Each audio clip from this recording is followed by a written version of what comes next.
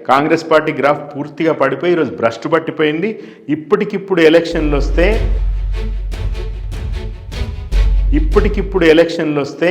87 సీట్లు వస్తాయని ఈ ఉదయమే గ్రోక్ చెప్పింది. ఇంకా నేను అది బూతులతో చెప్పలే, రేవంత్ రెడ్డి లాగా. ఇంకా రేవంత్ రెడ్డి అలవాటు కాలే గ్రోక్కి. హరీష్ రావు గారు ఏదో బుద్ధి మాంద్యం అనే పదం వాడారని, ముఖ్యమంత్రి ఏమో ఇష్టం వచ్చినట్టు మాట్లాడచ్చు. అసెంబ్లీలోనే బట్టలు ఊడగొడతా ఇట్లాంటివన్నీ మాట్లాడవచ్చు. తగిన సమయంలో నిర్ణయం తీసుకుంటారంటే తగిన సమయం అంటే ఎంత?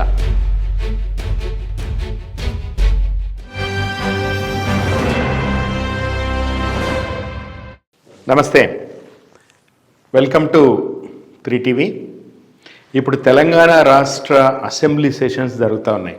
స్పీకరు గడ్డం ప్రసాద్ గారు ఒక హీట్ వేవ్ ఎదుర్కొంటా ఉన్నారు. అది ఎండాకాలానికి సంబంధించిన హీట్ వేవ్ కాదు, సుప్రీంకోర్టు తాలూకా హీట్ వేవ్ ఎదుర్కొంటా ఉన్నారు ఆయన.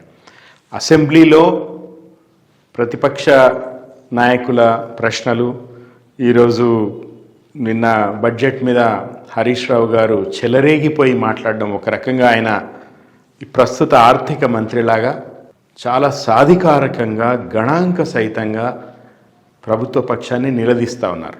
సో అది మేనేజ్ చేయడానికి స్పీకర్ గడ్డం ప్రసాద్ గారు చాలా కష్టపడతా ఉన్నారు.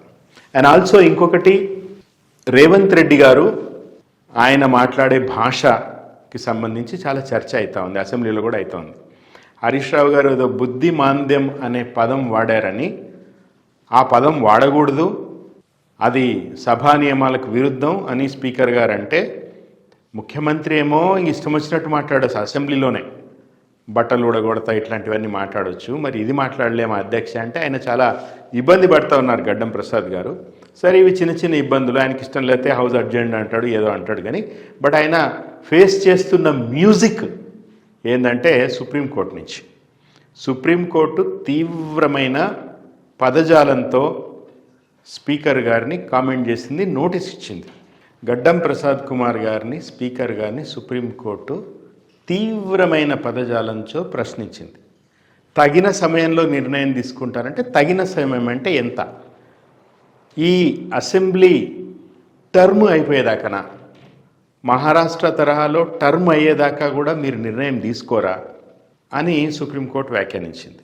ఇది చాలా చాలా చాలా గడ్డం ప్రసాద్ గారు ఒక అత్యున్నత రాజ్యాంగబద్ధ పదవిలో ఉన్న స్పీకర్గా మాత్రమే కాదు, వ్యక్తిగతంగా ఆయన ఒక రాజకీయ నాయకుడిగా చరిత్రలో ఆయనకి ఈ మచ్చ పడబోతుంది. ఆ మచ్చ నుంచి ఆయన ఎట్లా తప్పించుకుంటారో అనేది ఒక అంశం అయితే, ఈరోజు చాలా హాస్యాస్పదమైన వ్యవహారం ఏంటంటే, పాపము ఫిరాయించిన ఎమ్మెల్యేలు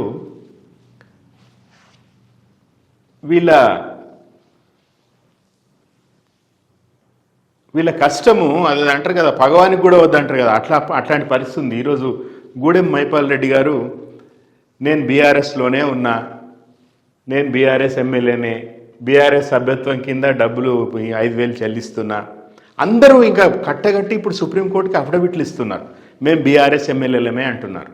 ఇప్పుడు ప్రతిపక్ష పార్టీలకి ఇచ్చే పిఎస్సి చైర్మన్ పదవి, పబ్లిక్ అకౌంట్స్ కమిటీ చైర్మన్ పదవి న్యాయంగా అయితే హరీష్ రావు గారికి రావాలి.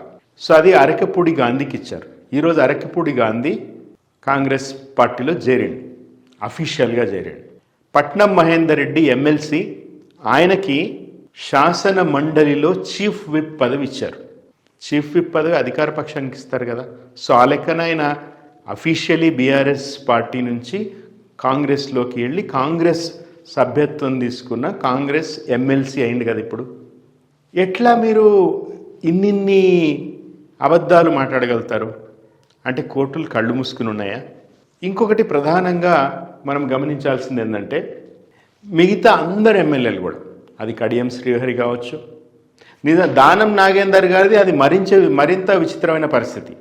ఆయన బీఆర్ఎస్ పార్టీ ఎమ్మెల్యేగా ఉండి రిజిగ్నేషన్ కూడా ఇవ్వకుండా కాంగ్రెస్ పార్టీ నుంచి ఎంపీగా కాంగ్రెస్ బీఫామ్ మీద పోటీ చేశాడు.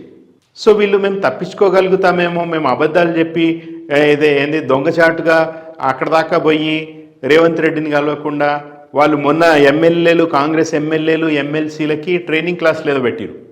దానికి వీళ్ళు పొయ్యి మళ్ళీ అరేరే వేయడం, మనం కెమెరాలు ఇచ్చుతామని దొంగచాటుగా బయటకు వచ్చింది. ఎందుకు ఈ జీవితము? ఏంటి మీకు వచ్చిన కష్టము?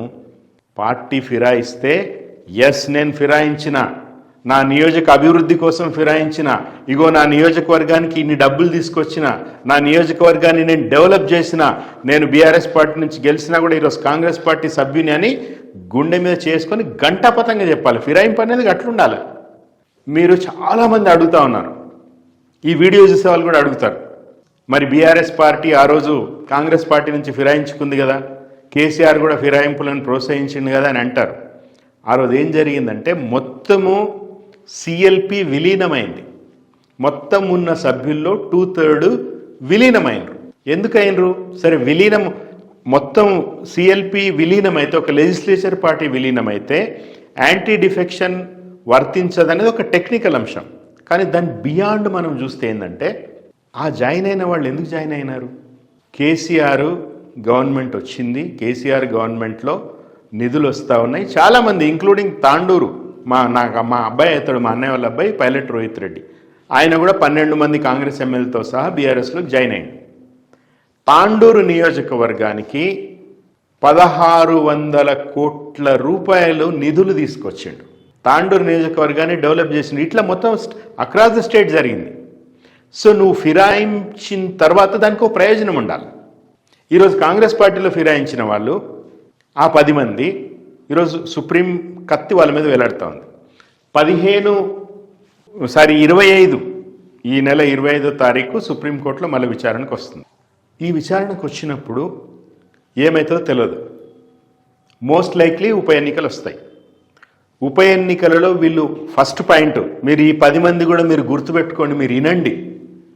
ఈ 10 మంది ఎమ్మెల్యేలకు ఉప ఎలక్షన్లు వస్తే కాంగ్రెస్ పార్టీ టికెట్లు ఇవ్వదు. 10 మందికి ఇవ్వదు అని నేను చెప్పడం లేదు, కానీ చాలామంది గెలవరు, అది కాంగ్రెస్ పార్టీకి కూడా తెలుసు. కాబట్టి ఇందులో అందరికీ టికెట్లు ఇవ్వరు. టికెట్లు ఇచ్చినా కూడా గెలవరు.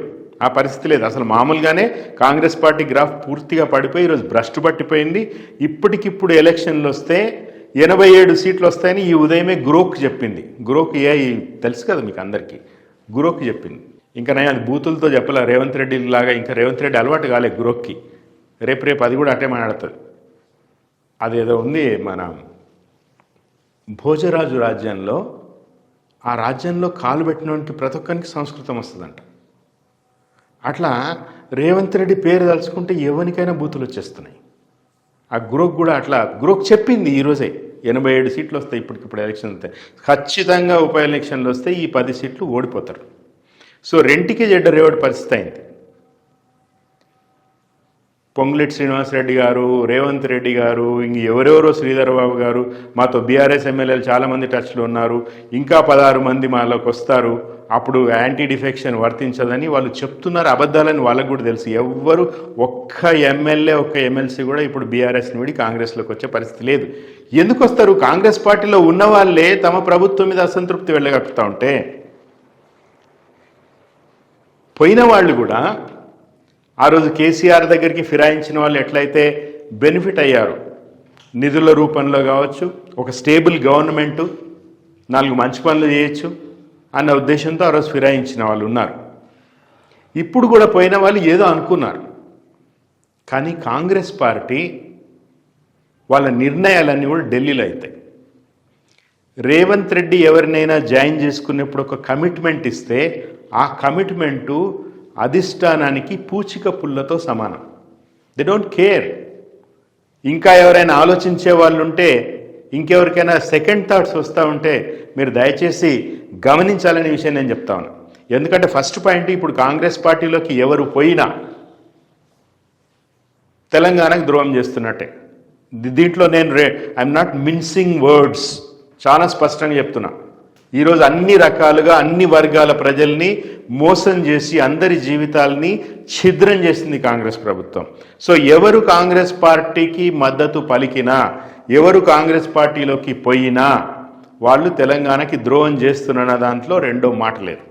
ఆల్రెడీ పోయిన వాళ్ళు ఈరోజు అగమ్యగోచరంగా వాళ్ళ పరిస్థితి ఉన్నది. పోయిన వాళ్ళకి సుఖం లేదు, పోవాలనుకున్న వాళ్ళకి సుఖం దక్కదు. First point. రెండు, ఇది ఒక రాజ్యాంగపరమైన సంక్షోభం కాకుండా గడ్డం ప్రసాద్ గారు నిర్ణయం తీసుకుని మీ పెద్దరికాన్ని మీరు కాపాడుకోవాలి అని నేను విజ్ఞప్తి చేస్తున్నాను. ఎందుకంటే ఈ టర్మ్ అయిపోతుంది, మళ్ళీ ఎలక్షన్లు వస్తాయి, కాంగ్రెస్ పార్టీ ప్రభుత్వం ఖతం అయిపోతుంది, మళ్ళీ మీరు రారు. It's very clear, it's return on the wall. కానీ చరిత్రలో గడ్డం ప్రసాద్ కుమార్ అనే ఒక పేరు నిలిచిపోతుంది. గడ్డం ప్రసాద్ కుమార్ గారిని సుప్రీంకోర్టు చివాట్లు పెట్టింది, అయినా కూడా ఆయన నిర్ణయం తీసుకోలేదు. సుప్రీం వేటు వేసింది, అనర్హత వేసేసింది, ఎలక్షన్లు వచ్చినాయి, గెలిచిరు. సో ప్రసాద్ గారు మీకు ఒక మచ్చ మిగిలిపోతుంది.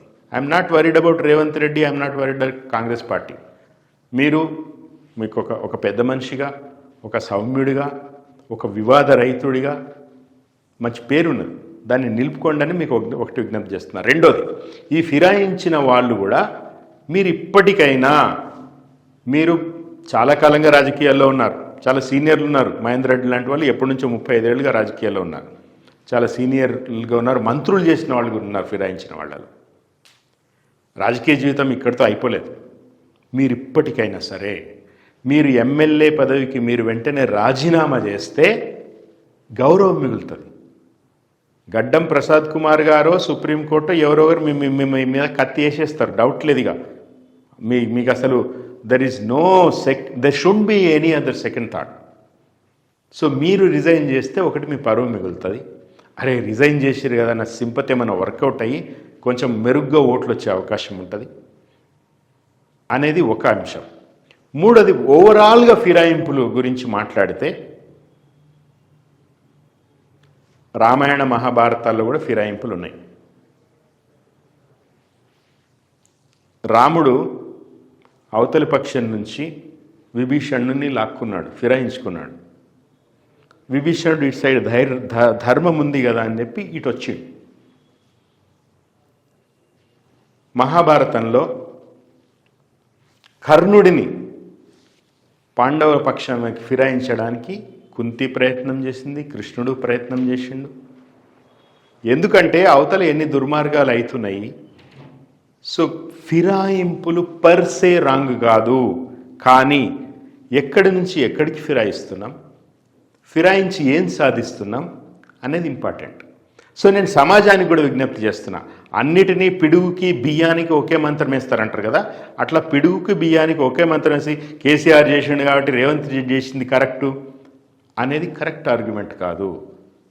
కేసీఆర్ గవర్నమెంట్లో ఉన్నప్పుడు ఆయన తెచ్చిన పథకాలు, అభివృద్ధి, సంక్షేమము, తెలంగాణ ప్రైడ్, ఆత్మగౌరవము, ఈరోజు కూడా ప్రతి క్షణం కేసీఆర్ పాలన మిస్ అవుతూ ఉన్నారు కదా. ఎన్నో రకాలుగా చూస్తున్నాం కదా. ఈ రోజు కూడా కేసీఆర్ దిగిపోయి 16 నెలలు అయినా కూడా ఈరోజు కూడా కేంద్ర ప్రభుత్వ సంస్థలు సర్టిఫికెట్లు ఇస్తున్నాయి, తెలంగాణ గతంలో ఇట్లా ఉండింది అని. ఈరోజు కూడా ఒక బలమైన ఆర్థిక శక్తిగా 10 ఏళ్లలో తెలంగాణ ఎదిగింది అని ఇస్తూ ఉన్నాయి కదా. సో అట్లాంటి ఒక డెవలప్మెంట్ చూసి జరిగిన ఫిరాయింపులకి ఈరోజు కాంగ్రెస్ పార్టీ పిలిచినా కూడా ఎవడు రావడం లేదు కాంగ్రెస్ పార్టీలోకి. ఎందుకు అంటే దెర్ ఈజ్ నో గవర్నమెంట్, ఎవరిని పట్టించుకోవట్లేదు, 6 గ్యారంటీలు అటకెక్కినాయి, భవిష్యత్తు కనపడడం లేదు. ఇలాంటి సందర్భంలో రాజ్యాంగ సంక్షోభం ముదరక ముందే ప్రసాద్ గారు మీరు నిర్ణయం తీసుకోండి, లేదా ఫిరాయించిన ఎమ్మెల్యేలు మీరైనా నిర్ణయం తీసుకోండి, లేకపోతే చెడిపోయేది మీరే. అండ్ సమాజానికి, తెలంగాణ సమాజానికి, విఘ్నులైన సమాజానికి మరొకసారి నేను రిపీట్ చేసి చెప్తా ఉన్నాను. అదే సినిమాలో మహేష్ బాబు అంటాడు కదా, ఎప్పుడు వచ్చాము కాదన్నయ్య, బుల్లెట్ దిగిందా లేదన్నట్టు, ఎక్కడి నుంచి వచ్చాము, ఏ పార్టీలోకి ఫిరాయించమని కాదు, ఫిరాయించి ఏం సాధించినాం, మనం ఏ సమాజాన్ని అయితే రిప్రజెంట్ చేస్తున్నాం, ఏ రాష్ట్రాన్ని అయితే రిప్రజెంట్ చేస్తున్నాం, ఏ ప్రజల్ని అయితే రిప్రజెంట్ చేస్తున్నాము, వాళ్ళకి ఏమైనా 4 మంచి పనులు చేసినామా మనం ఇటు జంప్ జిలానీలై చేస్తే మంచిది. మరి చేయనప్పుడు అది ఒక మోటు సామెత ఉంటుంది, కులం పోయినా సుఖం దక్కాలని. 2 లేవు కదా. Think about it. Thank you. జై తెలంగాణ.